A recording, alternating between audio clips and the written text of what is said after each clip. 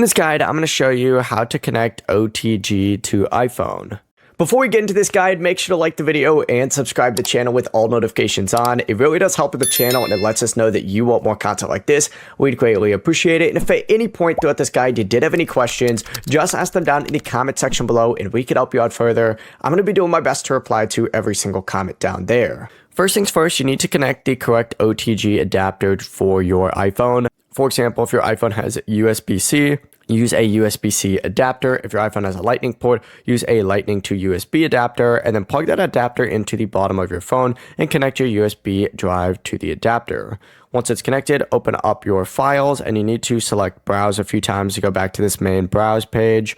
From here, look under locations, and where mine says iCloud drive on my iPhone, drive, and recently deleted, you're going to see your USB drive listed. Tap on that to open it and view the files. And then to copy the files, you just need to tap the three dots on the files, then select and then choose the files that you want. Tap the folder icon or the move icon, choose wherever you want to save them. For example, you could save them to on my iPhone, and you'll be good to go. It really is that simple.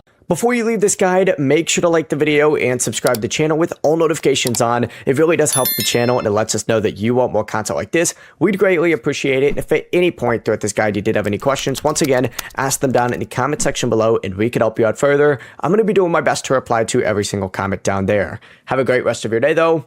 Peace.